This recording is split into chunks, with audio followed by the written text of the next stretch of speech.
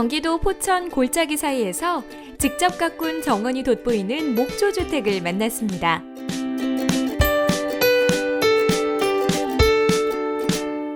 문만 열면 바람이 솔솔 통하는 이 집은 3가지 컬러 강판을 사용해 다채로운 외관을 만들었다고 하는데요.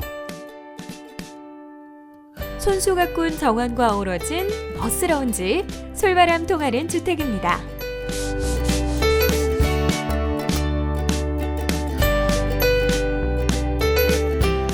솔바람 통하는 목조주택, 하우스플랜 살펴보시죠. 경기도 포천시 화현면에 위치한 이 집은 대지 면적 556제곱미터, 약 168평으로 지상 2층 규모입니다. 건축 면적 100제곱미터로 약 30평, 연면적은 144제곱미터, 약 43평 규모입니다. 이곳은 포천 팀버하우스의 김동현 대표가 설계했습니다.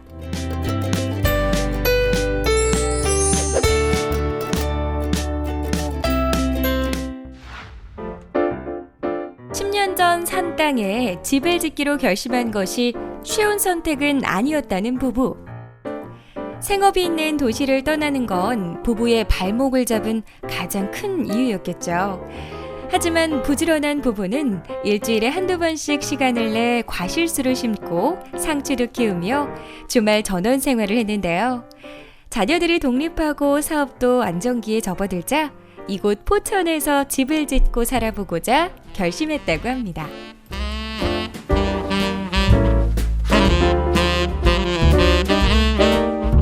저희 가족은 일녀 일남, 큰애가 딸이고 둘째가 아들인데 얘들은 벌써 다 출가를 하고 이제 저희는 이제 사업이 조금 안정되고 그래서 이제 내 사업은 아들이 맡게 되고 저희들이 이제 시간이 여가를 즐기기 위해서 이곳에서 많이 자리를 잡고 있습니다.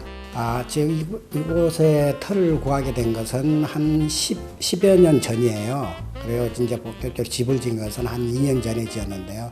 짓고 보니까 아주 너무 좋고 또 공기도 좋고 주위 환경도 좋고 체육시설도 많고 그래서 아주 좋습니다.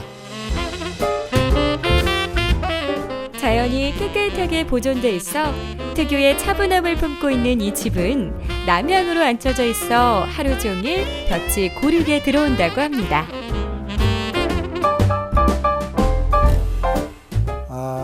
지금 저희 집은 방향이 정남향으로 방향이 되고 있어요.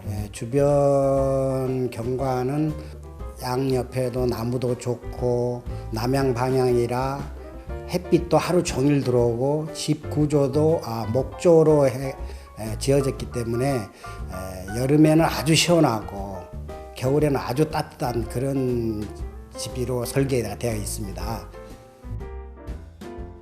집을 지으면서 신경 써야 할 일이 많아 집 한 번 지으면 10년은 더 늙는다라는 말이 있지만 시공사와 코드가 잘 맞아서 갈등 하나 없이 물 흐르듯 진행됐다고 하는데요. 그래서 10년 늙는 게 아니라 오히려 젊어진 집짓기였다고 행복했던 그 과정을 회상했습니다.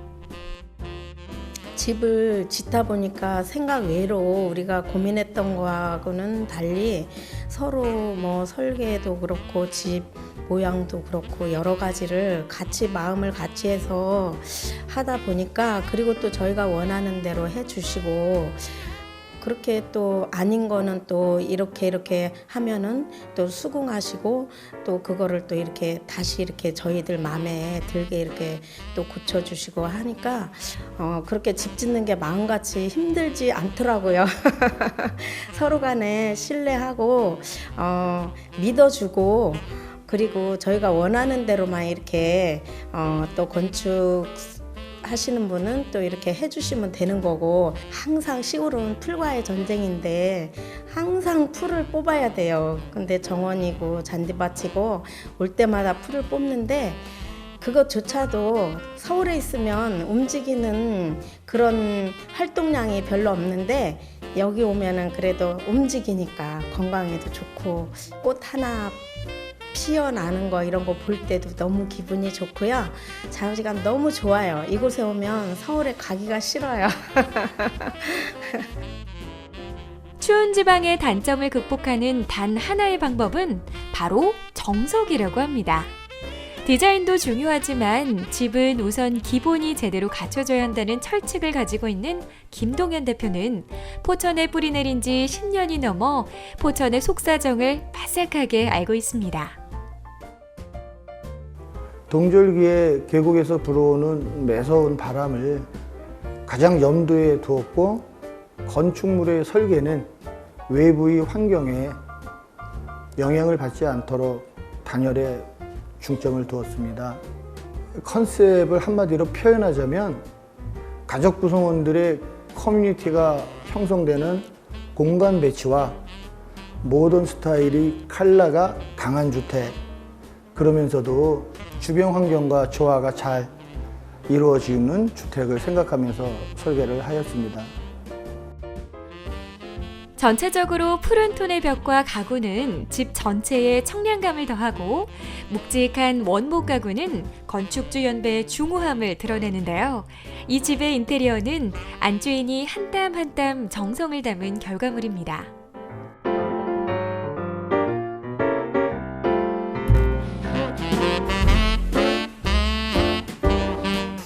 1층 같은 경우 거실을 중앙에 놨습니다. 아까도 말씀드렸습니다만은 남향이고 주방권이 굉장히 좋은 사이트예요. 그래서 이 거실 자체를 가족들의 만남의 공간을 고려하여서 정말 중앙에다가 설치를 했고, 또 벽체에다가는 대리석과 목재를 사용해서 냉기와 온기가 적절히 조화될 수 있도록 또 저희가 그렇게 내부 인테리어 설계를 했습니다. 거실의 천장을 오픈해서 창을 설치해서 채광과 조망권을 확보했고, 또한 남쪽에 2층 거실 위에다가 고정창을 설치해서 채광권을 좀 더 한층 높였다고 볼 수 있습니다. 안방은 부부의 취향을 배려해 편백으로 마감해 향이 은은하게 배어나게 했습니다. 집을 설계를 시작할 때 사실은 모던 스타일로 가닥을 잡고, 사실은 목재를 실내에 쓰지 않으려고 했습니다. 근데 건축주께서 간곡히 부탁을 하셔서 저희가 일본산 편백 히노키 나무를 안방만 좀 사용을 해서 썼습니다. 그래서 안방 같은 경우는 건축주님들 건강 생각해서 천장과 일부 벽체에다가 편백나무를 좀 쓰고 드레스룸을 넓게 만들어서 의류라든지 잡다한 물건들을 수납할 수 있는 그런 그 설계를 좀 했고요. 주방은 유리도어를 설계해 외부와 공유할 수 있도록 했고요. 통 원목으로 만든 6인용 식탁을 놓아 중후함을 더했습니다.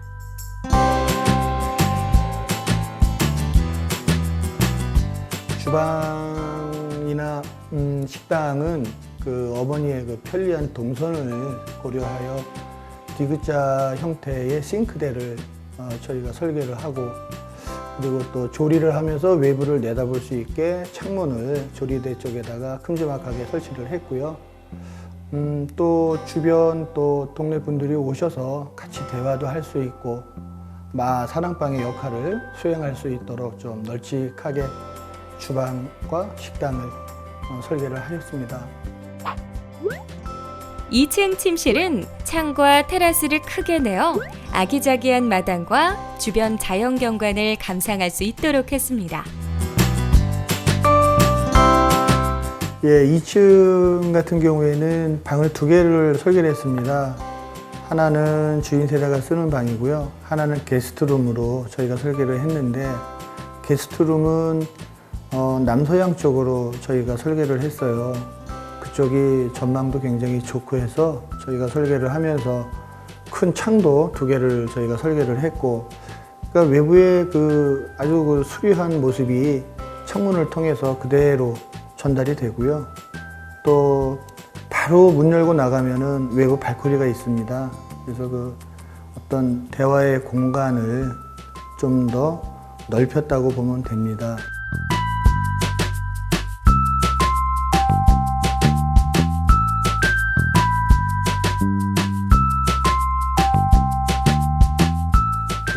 1호 같은 경우에는 동선은 조금 넓게를 했는데 일부에 짜투리 공간이 좀 있었어요.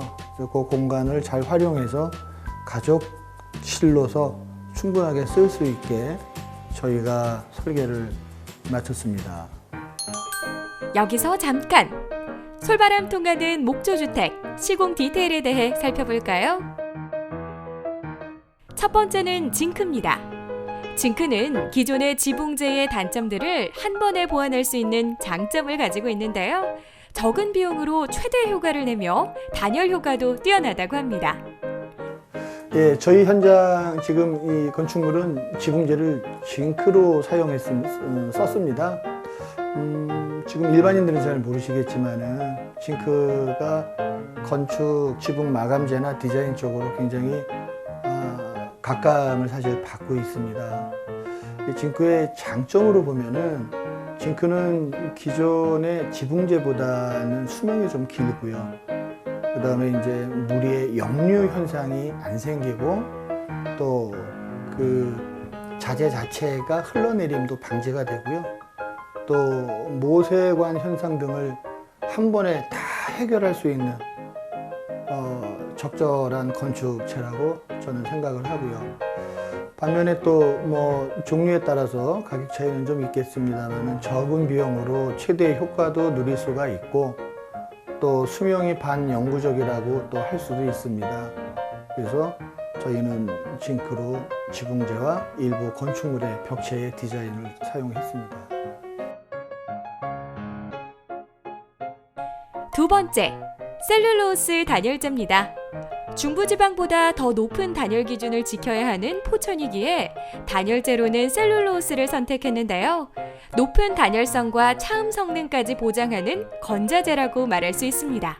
목조 주택에서 단열재가 소위 몇 가지가 있습니다. 여러 가지가 있는데 저희는 셀룰로스라는 종이 단열재를 사용을 했습니다. 쉽게 얘기하면 신문지를 갈아서 불에 타지 않게 난연재를 섞어서 환경 친화적인 그런 건축 단열재인데 일반적으로 다른 단열재보다 단열 계수가 굉장히 우수합니다. 그래서 저희는 셀룰로스라는 단열재를 썼는데 일단 장점을 보면은 단열성이 우수하고요. 그다음에 외부의 열기로부터 내부로 또 들어오는 열을 차단을 하는 굉장히 좋은 힘이 있습니다. 또한 그 차음 효과도 있어서요. 외부 소음과 이 차단이 효과적이라고 할 수가 있죠. 그리고 일단은 시공도 잘해야 되지만 일단은 결로 방지 성능이 굉장히 뛰어납니다. 셀룰로스 자체가 수분도 자기가 흡수도 하고 또 배출도 하는 성능이 있어서요. 그 전체적으로 실내의 어떤 그 쾌적한 분위기를 만들 수 있는데 큰 도움이 된다고 생각합니다. 마지막으로 지열 보일러입니다. 집 짓기 전 미리 정부에서 지원하는 지열 보일러 설치비를 신청해 150m를 파들어가 지열 냉난방 시스템을 구축했습니다.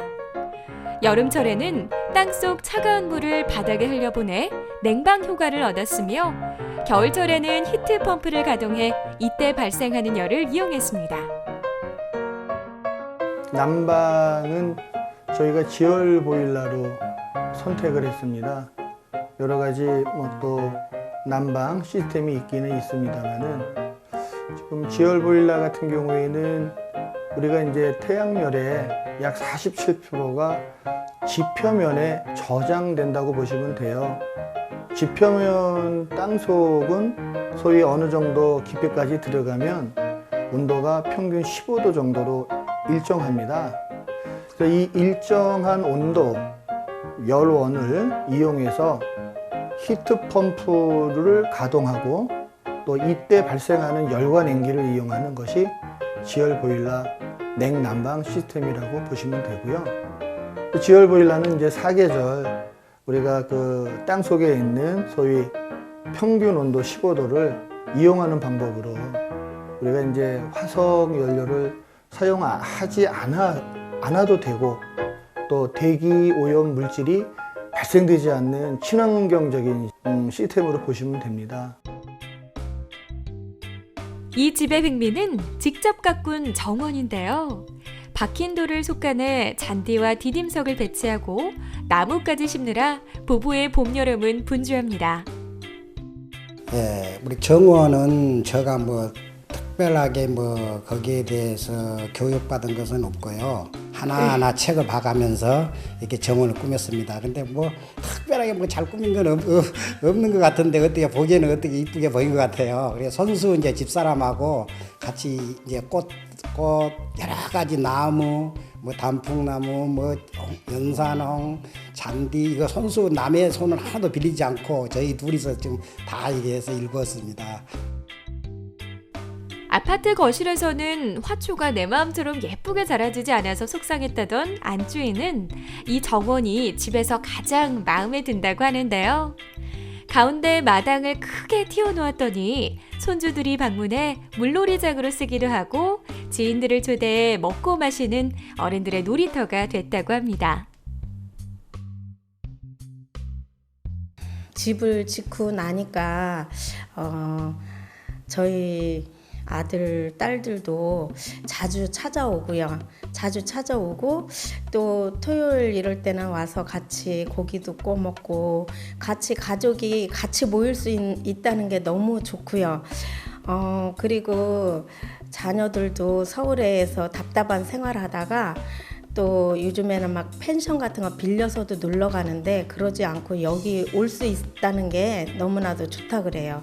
그리고 손주들 와도 마당에서 마음껏 뛰어놀고 막 이렇게 하다 보니까 너무나도 좋고요. 물놀이도 할 수 있고 꽃도 뭐 이렇게 흙장난도 이렇게 여러 가지 할 수 있다는 게 너무 좋고 애들은 정말 이렇게 뛰어놀면서 키우는 게 정말 최고라고 생각이 드는데 아직 뭐 이렇게 그 아기들 생활이 그렇게 할 수는 없지만 일주일에 한 번씩 그렇게 하는 게 너무나도 도움이 돼요.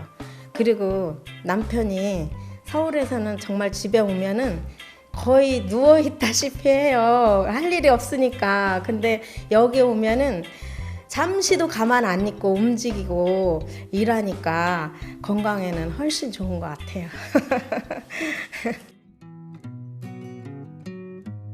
솔바람을 맞으며 그네에 앉아있으면 안 읽던 책도 꺼내 읽고 싶어지는 것이 신선이 따로 없다고 하는데요. 집 앞 정원에서 허리 숙여 돌을 캐던 누고는 손주들의 웃음소리, 손가락 감기는 종이책의 기분 좋은 촉감에 씻은 듯 사라진다고 합니다.